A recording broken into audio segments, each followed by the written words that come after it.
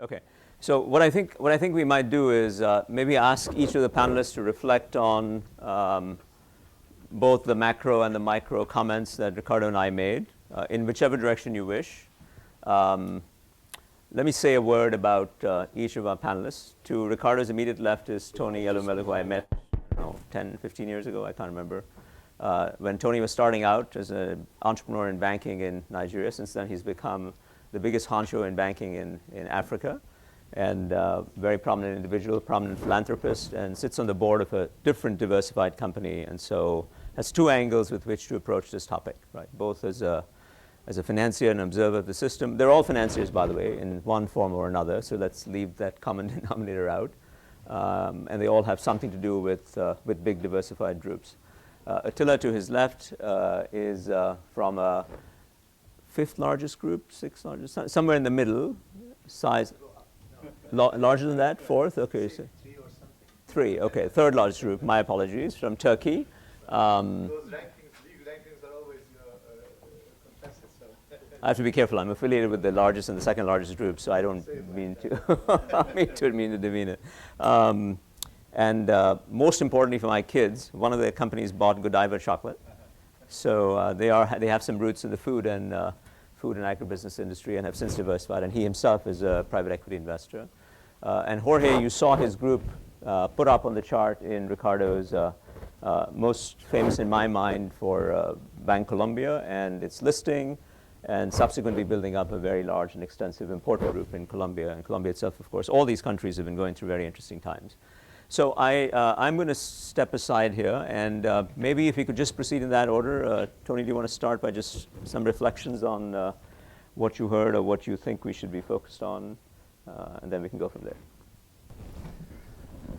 First, it's been an exciting morning. Ricardo, great presentation. And Tarun and I, in fact, when you spoke about Tata, he and I he took us to Tata Group in about 2002 or 2004 to study the Tata model. And I've followed the Tata model ever since then.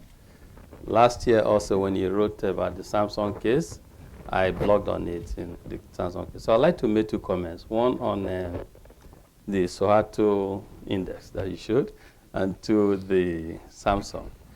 First, on the Sohato, those who had a relationship with Sohato, I would have thought that they ought to have built, or they should have built, a lot of capital and be able to leverage the capital to diversify into other areas, and that the market would understand this so that when they caught or had cold or heart attack, the market should not be so jittery, realizing that they have leveraged that capital they acquired in developing and diversifying to other areas. Now, what's the message there? The message there really is most conglomerates, when they start, can rapidly acquire resources, but almost always know when to diversify so that they hedge their risks, realizing how they started. I know of a certain group in Africa that benefited significantly from a certain government control regime, but soon diversified into other areas. Today, they're very strong in the area of manufacturing of a certain commodity that they sell to the world. And I would say if government were, anyway, the government has long changed, but the business is growing bigger and bigger. So conglomerates do at times, indigenous conglomerate leverage of certain opportunities, but know when to diversify. The second comment is about Samsung. You know, we have done the same thing. When we decided, first in my previous world, I was a banker, and we had to grow from a one-country bank to a regional bank with presence in 18 African countries. One of the challenges we faced trying to grow was the issue of talent. Okay, so talent, government regulation, because in different African countries, government would not easily give banking licenses. So we engage government and show to them the advantages and benefits of opening up your economies to others to come in, etc. They agreed, but the bigger challenge was the issue of talent, people to go man these operations in 18 African countries. So we set up what we call the UBA Academy, which is like the UBA University. We recruit people, and we train people for like 6 months before we send them to these countries. And even some of our managers that wanted to go to some of these African countries, we retrained them. In fact, Nigeria is an English-speaking country, but in Africa, you have French, Portuguese-speaking African countries. So we had to, again, recruit lecturers who would teach them in these languages, French and co. And so we got people certified because there were certain offices we needed people from the group office to be able to man. And so I have seen the significant difference human capital can make in growing a business, especially when you're diversifying in a very rapid fashion. Also, on the issue of human capital, on that point, the issue of the social fabric. Indeed, you will see some of these things they don't teach you in human capital textbooks. But when companies begin to develop its own internal social fabric that hold people together, so that even if somebody got an offer to leave a company, but you think of other things that bring all of you together. Some of this is not just financial, prospect of being challenged early in your career, knowing that the institution cares for you, bonding in ways that go beyond office relationships to a large extent, and also selling to people that you're making either a generational statement or that we want to open up Africa, create financial payment platform for Africa, so people know they relate to something that you're trying to do, and not just that they are working to earn a living. Helps also to grow multinational. Great. So I'll leave it at this point. Thank you, Jorge. Atilla? First, is it on? Yes, it's on. Good. When I first saw the banner at the back, with the tigers and the dinosaurs and that, I must tell you that I was a bit scared. Because it's, you know how it happened.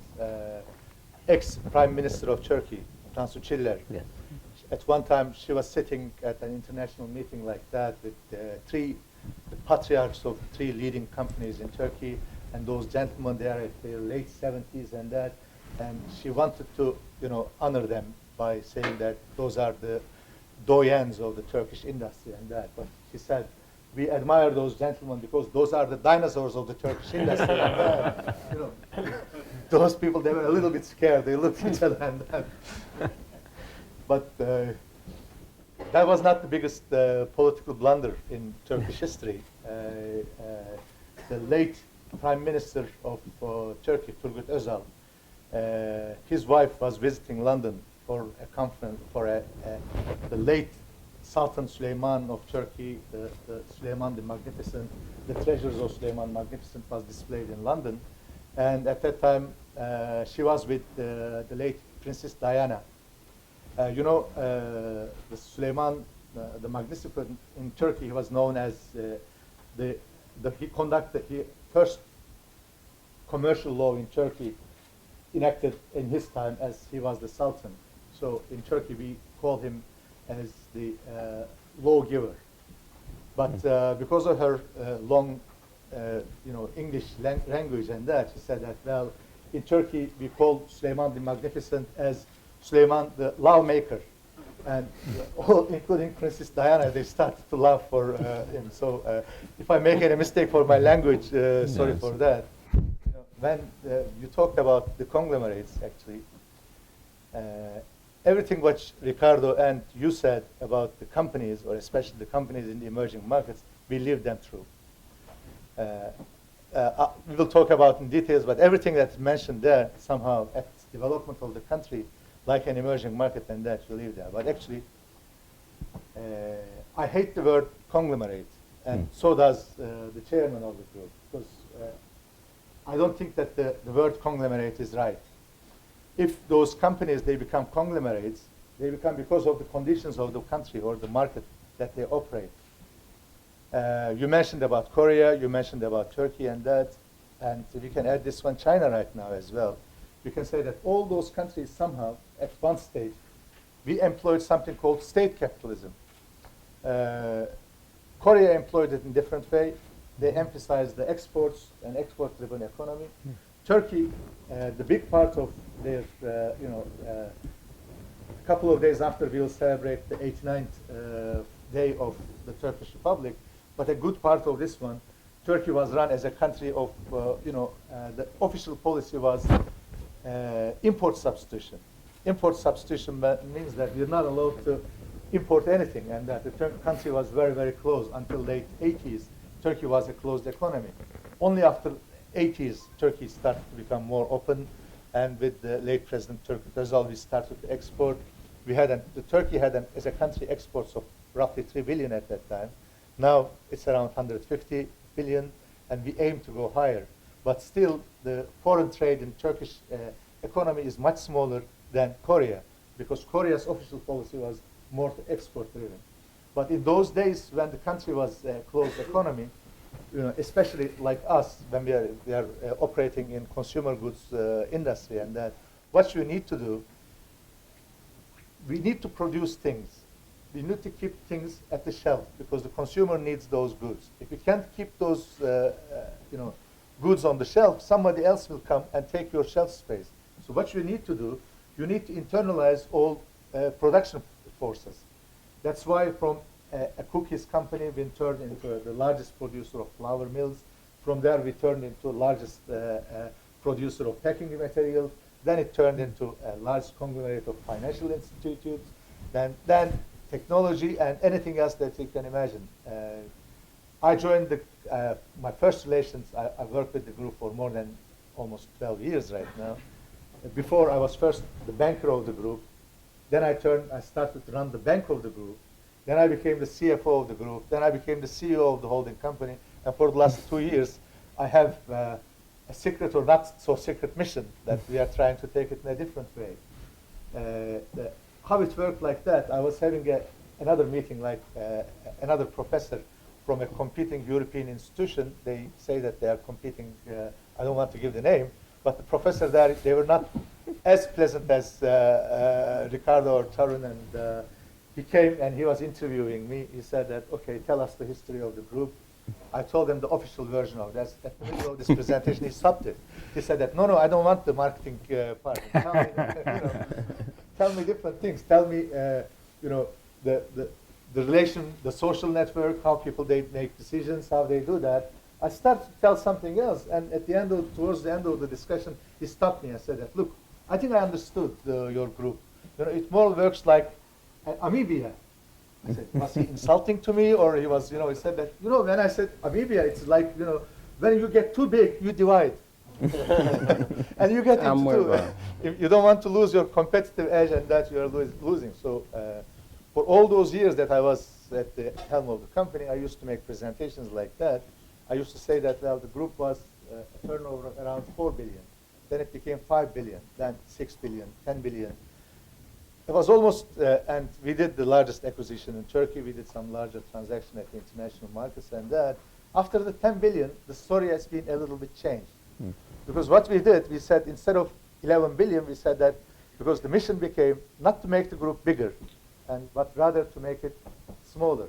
And how we make it smaller, we'll take certain companies through a private equity, either sell them or open them to the market, and that. So the story take the shape that, well, our core business has a turnover of 9 billion. Next year it will be probably 8 billion. After that it will be 7 billion, and that it will come down and it will settle.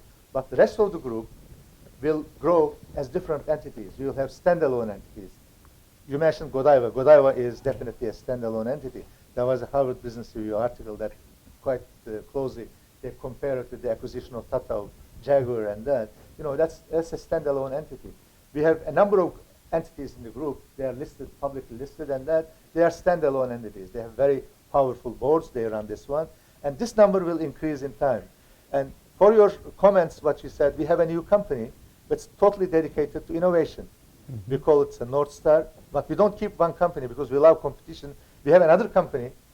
One of them is responsible with the new innovations, and the other one that's the company is to grow from a good idea and that. So if we are conglomerates, that's not with our own willing, but so the market conditions. I'll stop there. Okay, thank you, Jorge. Okay, thank you. It's very pleasant for me to be invited to this forum. Thank you for Ricardo and the rest of the team for inviting me. And I just want to talk very briefly about the conglomerate that Ricardo mentioned in Colombia, which is called the Grupo Antioqueño. And it's a strange conglomerate that was formed in the beginning of the 70s for some public companies that were defending each other of hostile takeovers. And it ended up with a group of interlinked ownership among those companies. But it's not a group that has a single administrative unit. It's a group of independent companies and very public companies that remain listed in the Colombian Stock Exchange, and in one of the cases even in the New York Stock Exchange. I work for that group for about 20 years. I have my skin on the history in that sense, but I try to be very pragmatic in understanding whether it was a dinosaur or a tiger. And what I found out, what I conclude, is that it depends probably more on the framework of development of the economy than in the intrinsic strengths and in the intrinsic characteristics of the group. And I explain you why. Between 1970 and 1990, when you look at that group was one that practically managed 5 letters, money.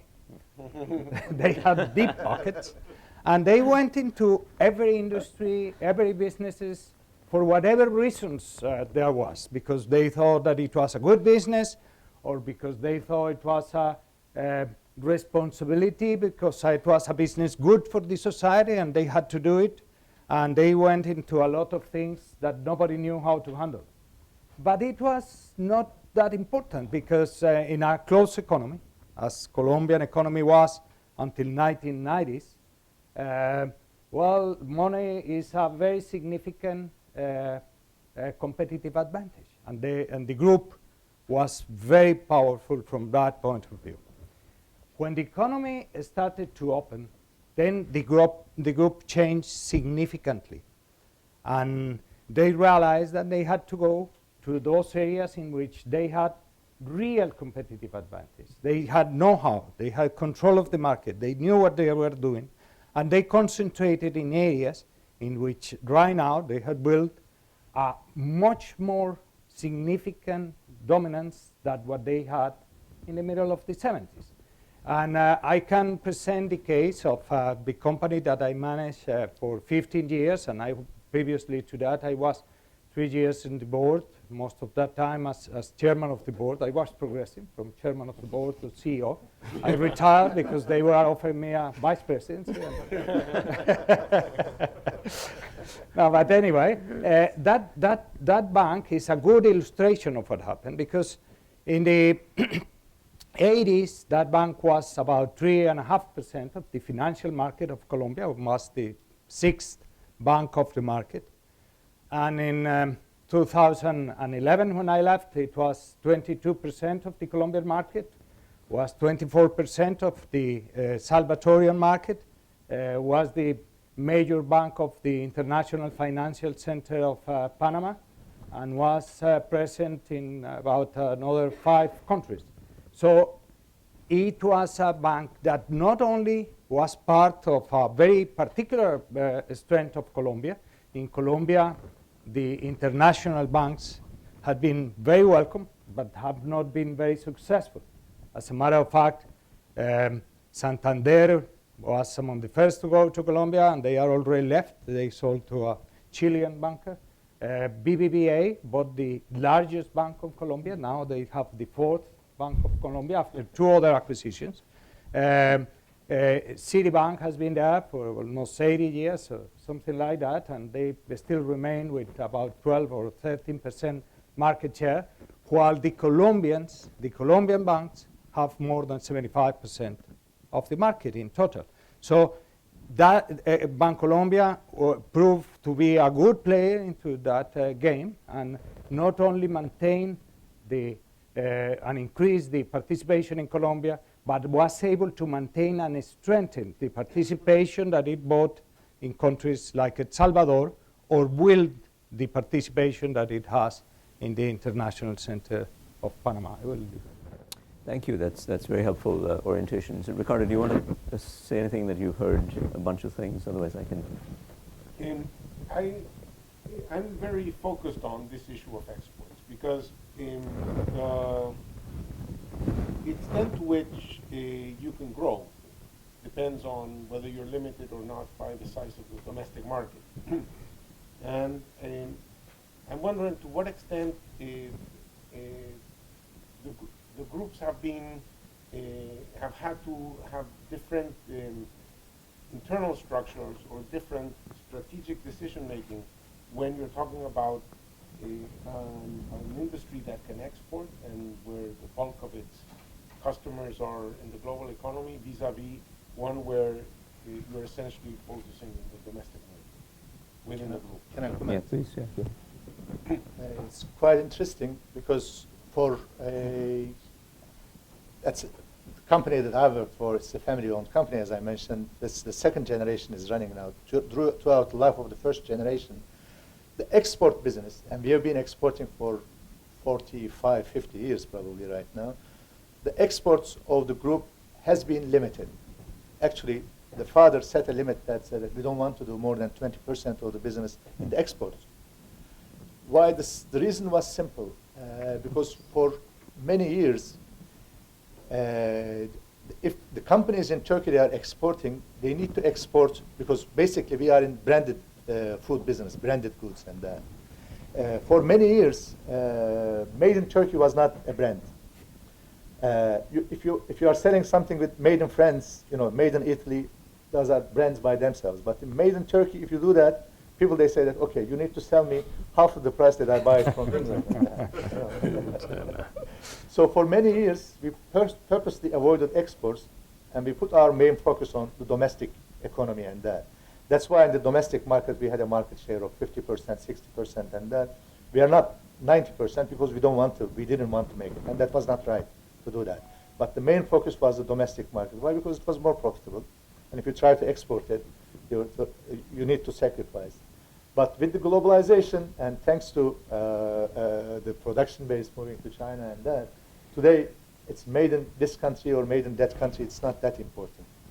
After that, and after Turkey became more open to international business, in 1990s we started to have joint ventures with international companies, and started 2000 onwards we started to have production facilities outside, exporting and producing there.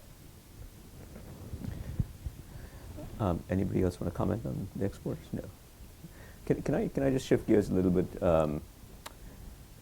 Can any of you comment on what if any are the public policies towards these business groups or conglomerates, depending on where you are in the world, how you want to refer to them, either those that are enabling your growth or are dysfunctional and are retarding your growth. And let me give you a few examples of policies that I've seen play out, some constructive, some less so. Korea, for instance, today has a very explicit policy of breaking down the chaebol. And it has failed for the last 30 years, and will continue to fail in my view. But that doesn't stop them, perhaps for political reasons, to say that we should break down. And in fairness, I think Korea really is in a different point, which I didn't have a chance to say earlier, that relative to 30 or 40 years ago, it is, I think, a fair statement or a fair hypothesis that too much of the economy is controlled by 3 or 4 families at this point. So I can understand the tension.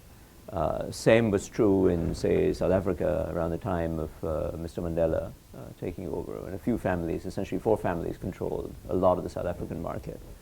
In contrast, India, even the top 30 families would not control more than 6% or 7% or 10% of the GDP. So there's a range of possibilities. But when you look across societies, there's been anything from benign inaction to successful intervention. The most successful, by the way, was, I think, the imposition of taxes on intercorporate dividends in this country, which led to the dismantling of family-owned enterprises in the United States. And the most unsuccessful, I think, is probably the Korean example, where despite attempts to break the big chaebol, they account for a larger share of everything after the experiment. So any experiments in the back of mind that you either are there and are dysfunctional or that should be there to facilitate growth, diversification, etc., in your particular backyards, whether it's Latin America, Middle East, MENA region, Africa? Tony? Yeah, so in Nigeria, for instance, you see the government and Nigerian people believe that you have the strong dominance of multinational corporations in the system, and so they want to deliberately encourage indigenous or domestic conglomerates to come up. So what you have in that situation is fairly different from the scenario you just painted. Right. In this case, there's a deliberate attempt to encourage the indigenous conglomerates to come up, and so it's a bit different. Can you comment on your, I'm sorry, I forget the name, Afro-capitalism, is that Yes, the, yes. Can you comment on what you're thinking, because I know you wanted to be a proponent, you are a proponent of it, and talk about human capital a little bit in that context. I think, again, it's all in context of state of development of a region. In Africa today, I believe that the private sector has a key role to play in helping to jumpstart the African economy. So it's a call on the private sector to make long-term investments on the continent that's able to produce economic prosperity whilst creating social wealth. I can give you a lot of examples of what we've done. So we have last year we acquired a company, and one of the things we did was to diversify into agri. And this, we have a company called Teragro. It's agribusiness of our subsidiary of our group. We have a region in Nigeria that produces citrus fruits, and they're all wasted. Okay, they're all wasted, yes, wasted. Yet Nigeria remains a strong importer of fruit concentrate. But we have the raw materials to actually produce concentrate in the country. So what we did was set up a plant, and now we're producing local concentrate and supplying Coca-Cola, Desi Coke, and similar companies that used to import concentrate to the country. The country has 160 million people, and so consumption of concentrate is very high. In fact, for the country, by next year, we intend to save about $600 million of export into the country through this process. So this call is on African private sector. We have African private sector that invest a lot offshore, but have little confidence in investing locally. So instead of investing offshore, invest locally and help to grow the African economy. By so doing, you make money, but you also touch life. You create employment.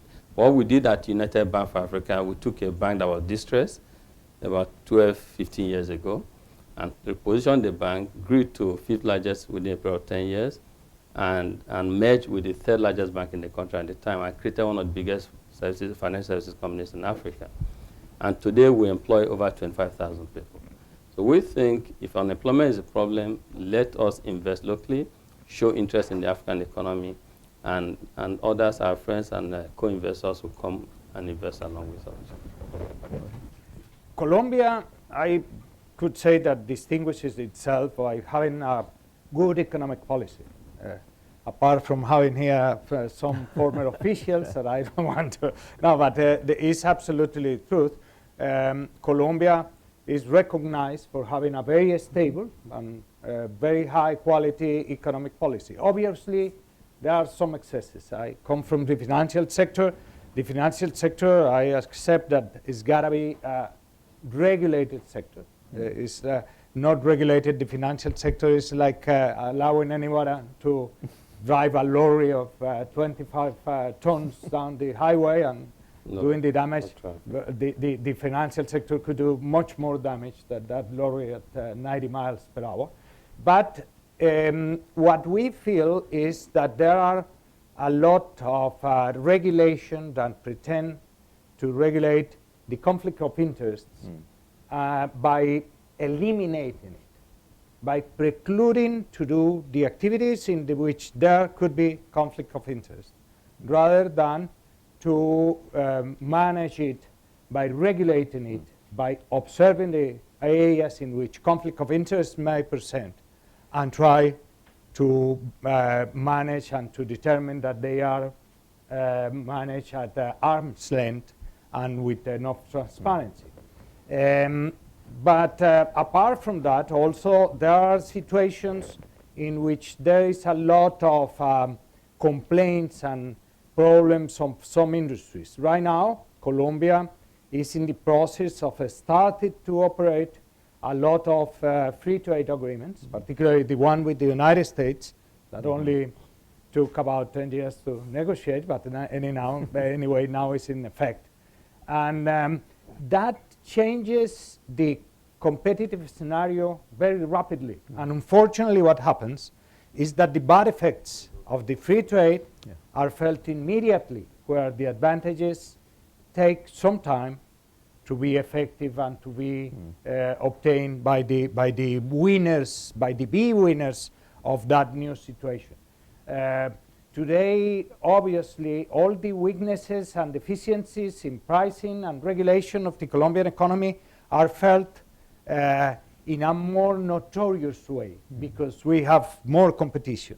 And things like, for instance, the price of energy, which is affected by the way in which the United States have been able to reduce the cost of gas because of the new technological developments and new findings of shale gas, appears to be a problem of our regulation because we have the price of our energy charged with a lot of taxes. And therefore, the competitiveness of many industries is very seriously affected. But I will say there is not a particular scenario that is hostile to conglomerates. Conglomerates could work and could develop and it could applies protest across the board. when things are not right. Since we're short of time, let me open it up and see if anybody would like to pose a question to the gentleman in the back. Can you just maybe introduce yourself and say who you are? Thank you, gentlemen, so much for this panel. I'd like to ask about not the beautiful edifice that was built on top, but the plumbing of Ricardo's model with the letters and the words. There are two levels there, letters and words. Thank you. But in reality, of course, there are many more levels than just two.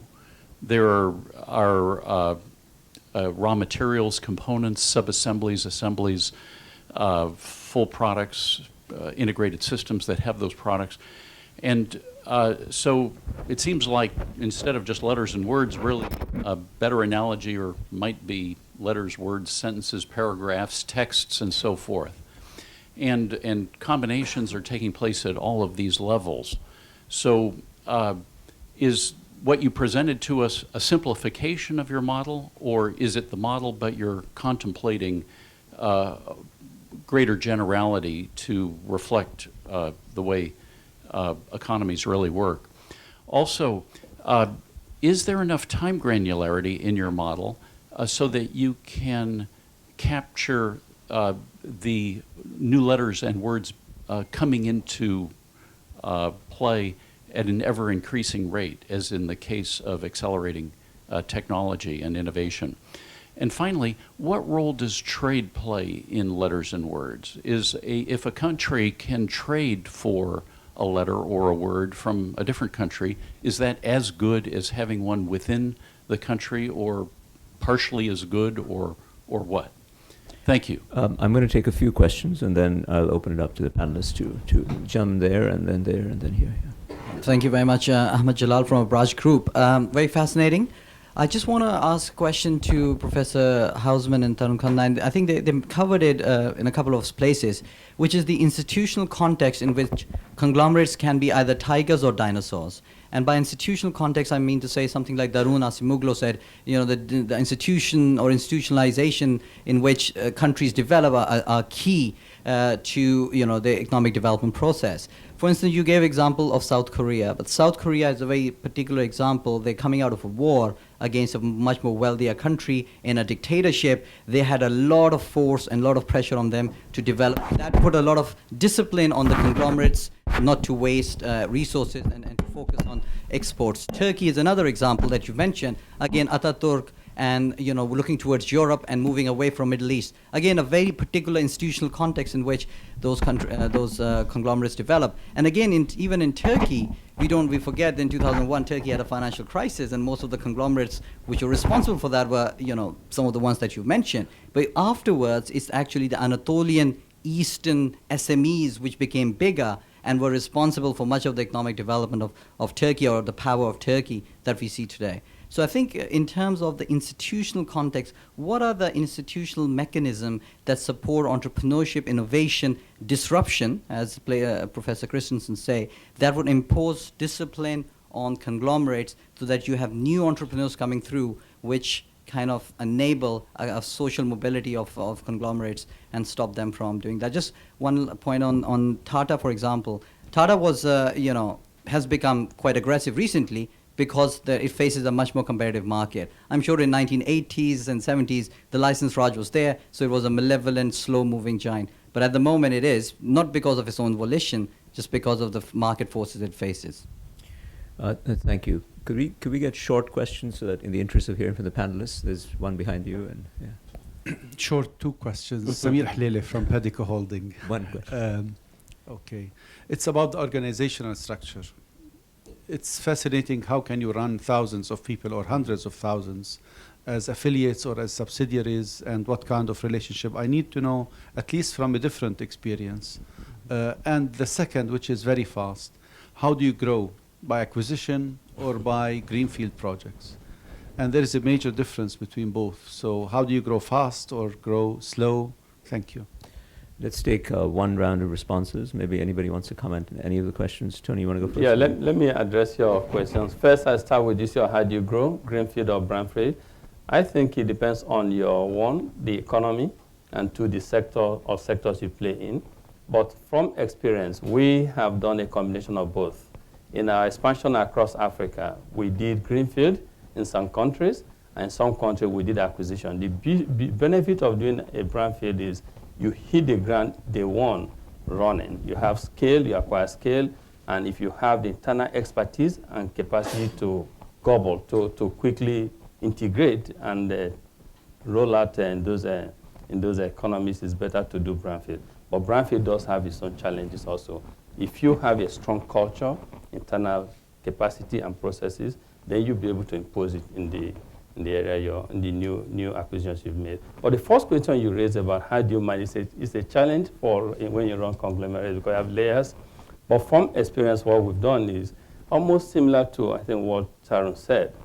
Ricardo, make these operating entities as independent as possible, and have a small center that sets governance structure and general broad view operating dynamics, how I call it internal operating software or mechanism for a group. How do we operate? What are the values that are important to us? And I think that's also what the Tata Group has deployed. Anybody else on any of the questions? Maybe. I don't know why everybody starts from the last question. That's approximate. But first, let me tell you how, in our experience, how this company grew. When the founders of the group, Sabri and Ülker, when they set up this company with today's dollars and that, they invested around roughly $1 million. $1 million was, in 1946 in Turkey, was an enormous amount of investment. After 5 years, 6 years, and that, they set up the first industrial production in one factory by importing half of a machinery from Eastern Germany. Probably they invested around $6 million, and that $6 million in those years in Turkey was a huge investment. And taking this risk was enormous. In 2007, when we acquired this Godiva acquisition, and that was the largest acquisition in Turkey, that was $850 million. And that was a big money, and I was talking with the chairman. The chairman said that, look, 5 years ago they asked us an acquisition of around 100 million, and we said that, wow, 100 million. That was such a big number. How we could pay that one? That's not possible. That was a big acquisition that we could imagine. Right now we are bidding for a privatization project. It's multi-billion dollars. I don't know how many billions, it's so early, but it's a multi-billion dollars. So the scale the economy, the world grows, the markets get more democratized, capitals get more democratized, and that's how things happen. And organic or the acquisition, the growth of the group is 80% is organic, although the acquisitions, they make more public, but basically it's more organic. Sure.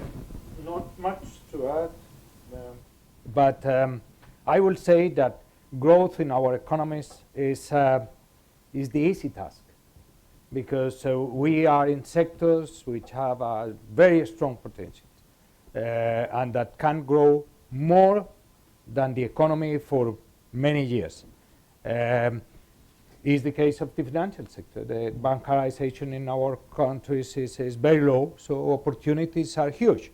But also acquisitions is the line, even for improving bancarization, in the sense that by acquisition you have the possibility of completing areas of your business geographically, or the type of business, integrating better your business than what you have the possibility of doing it by internal development. So it's a mixture of both things. And I don't know if I understand the question of the organization, because most of the first questions are referred to Ricardo, that probably is going to end up at this round. But the bank was an organization about 20,000 people. And for an administrator, for a professional administrator, I think that the beauty of having the responsibility of leading 20,000 people, particularly in the bank, where most of the people is of higher ranks, is quite amazing. And more than organization, I think that is the work of the manager as a communicator. What we do basically is to try to develop with the people the strategy, and after that try to communicate it back to them in each and every situation that we live. So yes, John's question. You know, metaphors are to be taken as far as they go, but you want to think about words as products that you can sell and consequently transport to other places. And you want to think of productive capabilities as things that you cannot bring in through import. So if something can be easily imported, it doesn't pin down where production is going to take place. So what pins down where production takes place is the places where the things that cannot be brought in are there. So I want to think of productive capabilities as things that are fairly hard to move. They're geographically fixed. So these letters are hard to move. They're pretty fixed geographically. Now these letters can be things like a market for watchmakers. It's very hard to move watchmakers. You know, there are no watchmakers in town. Bringing them from outside, you're not going to. You'd rather move the company to where the watchmakers are, and not the watchmakers to where the company is. So these things are either networks of people that are as in a market, or networks of people as in a firm. So you need electricity. You actually want to buy the kilowatts, but there has to be a wire that goes into your company, right? That's a network of people called the electricity company that you're buying the input from. So in essence, you rely on other networks of people, whether in firms or in markets, that have to be physically around you for you to operate. Now, to your next question, so that's how I think of productive capabilities. It's the people that you would need to mobilize around you for your business model to be feasible. Now, you ask a very important question about technology and time and so on. So the way I think about technology is that there are two kinds of technological innovations. People invent new letters, and people invent new combinations of letters we call words, right? So somebody comes in with a laser printer, or somebody comes in with electricity, or with some, and then you find ways, oh, gee, I can make a typewriter with electricity. I can, so these combinations a la, what's his name, our common friend, Brian Arthur, is what this facilitates. So language is a dynamic game. There's technology involves inventing new letters and inventing new words, and that's why this stuff evolves over time. Finally, because things have become more tradable, there is a sense in which, while products are becoming more complex, you can put different parts of the value chain in different geographic areas, which means that each area now to be part of the game needs fewer letters. So actually globalization, we have a paper that shows that globalization is behind the acceleration of growth in the developing countries because it has made the chicken and egg problem easier by requiring you to have fewer letters in place in order to get into the game. So technically we're out of time, but I'm going to take 2 or 3 extremely short questions, otherwise I will be, I don't know what I'll do. So this lady here and then the lady in the back. Yeah. Oh, either way, why don't you go first and share the mic. Yeah. Thank you. I'm Shola David Bora from Standard Bank Group. Quick question also on corporate governance, and this is particularly the transition from family to conglomerates. In your experience, and maybe Tarun can respond, has there been a direct correlation in companies who have early introduced corporate governance and institutionalized it? Because there is still a perception that the power is concentrated at the top, okay? So has it been real, and have they been able to decentralize that power at every level? So given Samsung as an example, thank you. I'm Maura O'Neill from USAID. My question is, what role can, should, or not conglomerates play in nurturing an independent entrepreneurial culture in the country? What is more, I have the microphone. Would you like to introduce yourself? Yeah. Other than the guy with the microphone. Yes, sorry, I'm Chris Kirubi from Kenya. Okay. What is more important as you move from one market to another? Is it the culture, the people, or is it government rules and regulations? Thank you. One last, the gentleman in the back has been very patient, yeah. Very short, sir, if you may, yeah. Yes, hi, Jihad, Azur Booz and Company. Ricardo, I have 2 questions for you. My takeaway from your presentation that conglomerates grow because of lack of an enabling environment and a depth of market structure. Would it be possible to think about a synthetic structure whereby you can replace those weaknesses, not by having the state developing them, but having a mixed structure that creates a synthetic platform for entrepreneurs to, in fact, have the same advantages like a conglomerate? The second question, you mentioned Scrabble as an approach to assemble a certain number of letters and use them. Would it be possible to add a Lego approach, giving the complexity and giving that now you can, in fact, work on in a value chain that is cross-country, that also will give a multiplier effect to entrepreneurs in order to work on both levels, Scrabble approach and Lego approach, which is linking parts together. Thanks. Okay, thank you. Let me see if my fellow panelists want to address any of them. You don't have to address them all. We don't have time. Let me address Chris's own. Yeah. I think Chris's point is very valid in the African context, and I'd like to bring that perspective here. So, Chris, I speak from experience. Both are important, culture and government. However, it's like one is the basis and the second is superstructure. First things first, if you want to go into, so when United Bank for Africa wanted to operate in Kenya, we first had to deal with government, engage the government to allow the bank to operate in Kenya. And so at that point in time, what was more important to us was ability to engage government, to get government to give the regulatory approval for us to play in Kenya. Now, when you get that approval, next thing how you roll out. To roll out, human factor, human capital becomes extremely important. And if you do not have people who are well trained, who are aligned with your culture, who buy into the vision, the value system of the organization, you cannot do well. So both are important. I think it's a timing thing. Which one first? Okay. There's a second point Shola raised. Shola, about governance, if I understood you well, you're saying the transition from family businesses to more professional businesses. I think it's when family businesses define what they want to achieve. So again, I like to go to a certain example. If you want to institutionalize a business, first it starts like mom and dad type business, and you want to institutionalize a business. So there's a transition phase where you begin to say, okay, we need to do things in a certain way to be able to institutionalize. Most times, the founders are not able to do that themselves. At times, the second generation are able to help. At times also, they engage professionals to come in and help them work towards it.